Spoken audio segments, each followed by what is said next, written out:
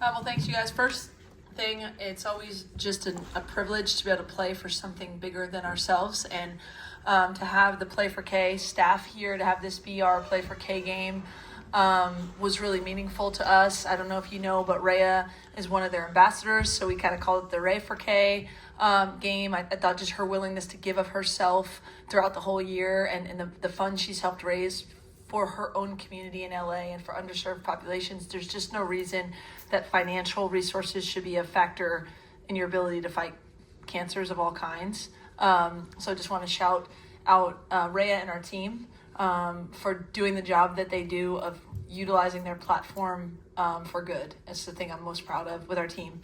This was a great game. Michigan State is really good. I think they're a second weekend type NCAA tournament team. Robin's done a phenomenal job, especially coming off a tough loss at UCLA, to come in here with the energy that they did. And I thought our team came out with real intent. Kiki and Juju are the best duo in the country. They played like it tonight. It was a type of game where they were trying to make it chaotic, and sometimes players have to make plays versus me running plays, and they did a lot of that. I thought we got great contributions across the board. We obviously turned it over too much in the fourth, made it too close, but credit to Michigan State for never going away. They're really tough. And we'll get better from the fourth quarter lessons, but really excited to get the win and be able to take a step forward in what our goals are for the rest of the conference play. Hey, great win, you all. This question's for Juju. Kiki, what do you make of the duo between you and Kiki? And can you talk about just your ability just to continue to make defensive plays? You had 3 blocks and 3 steals. Yeah, I mean, who wouldn't want to play with Kiki? I mean, she can create her own shots. All you got to do is just really get her the ball on the post. So it makes my life and everybody's life a lot easier. And she motivates the whole team to continue to be competitive, and just give us a lot of energy on both ends of the court.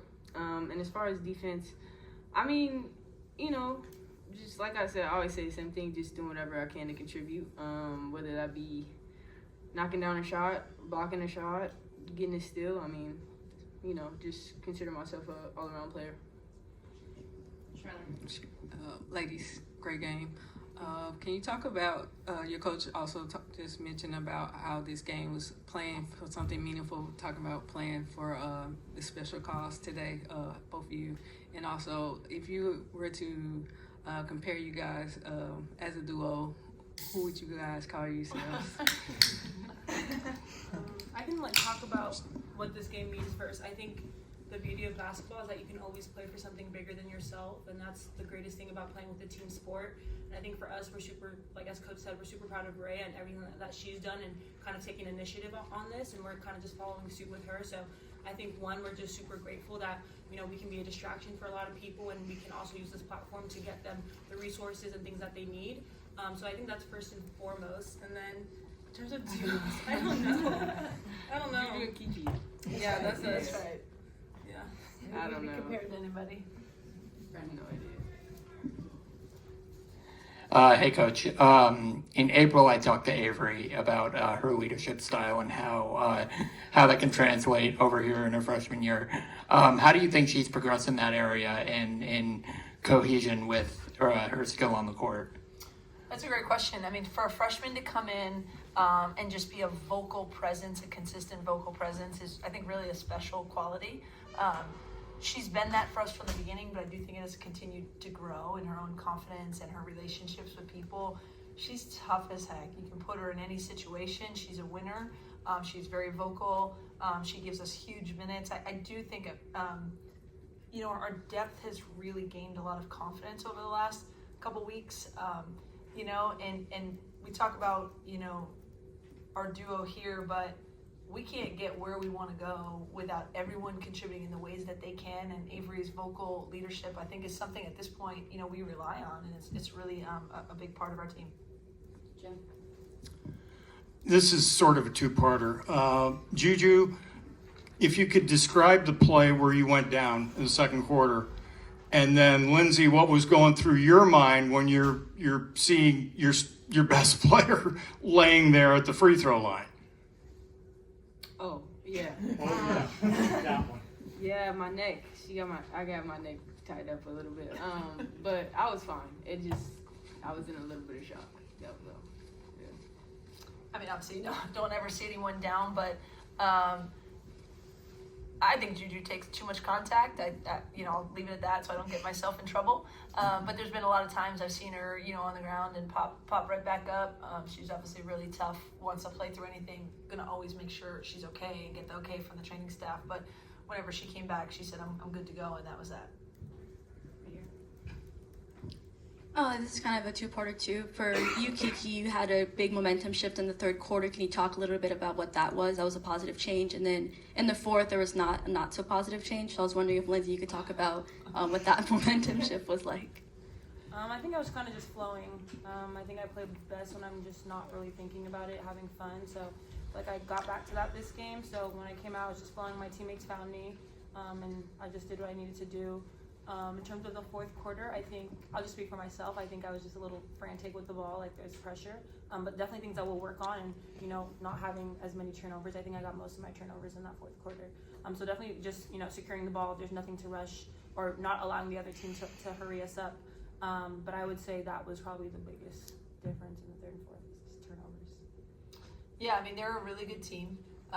We knew that, when we built a lead, I think strategy wasn't going to be to sag off and play zone. They're going to do more of what they do, which is really pressure.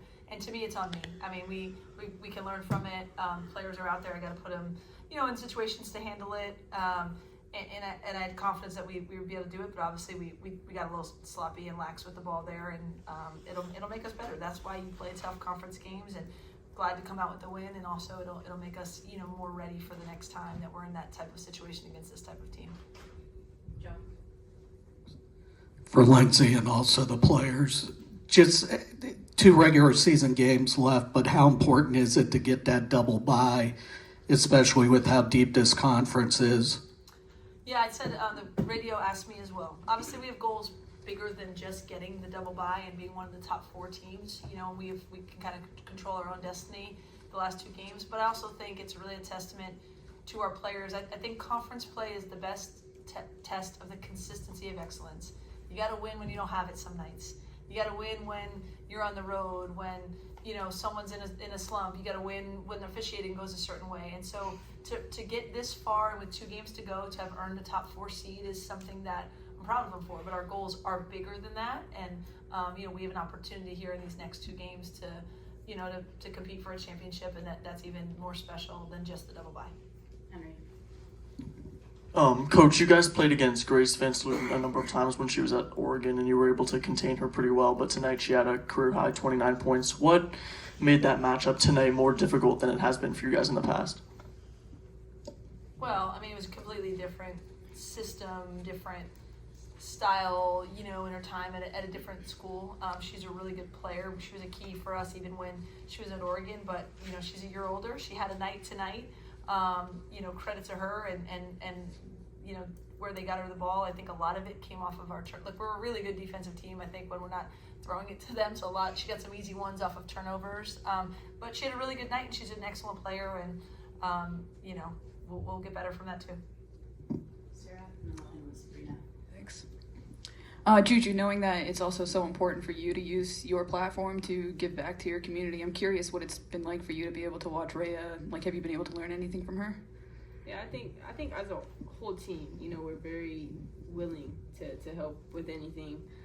But I think Rhea especially, she comes from LA as well, and we kind of share that connection. But she's just a great person, and I think there's a lot of good people on this team who want to help and realize that there's a bigger calling than just basketball, which I think is really important. So it's really dope to see my teammates shine in that aspect and do stuff outside of basketball that help others. Last question, Sabrina. Probably should have let Juju end on that, but having just played Ohio State and now Michigan State, I'm wondering, what do you see as the difference between their styles of press? I mean, there's a lot of similarities in that they're going to keep coming at you. They're both good in different ways. I don't think it's big. Maybe Michigan State maybe a little bigger or physically. I don't know. They feel more like what you kind of picture with Big Ten, Midwest, tough, physical, and Ohio State's really quick and small and athletic. But they're both really good. pressure teams. All right. Thank you, everyone. Thank you. Thank you.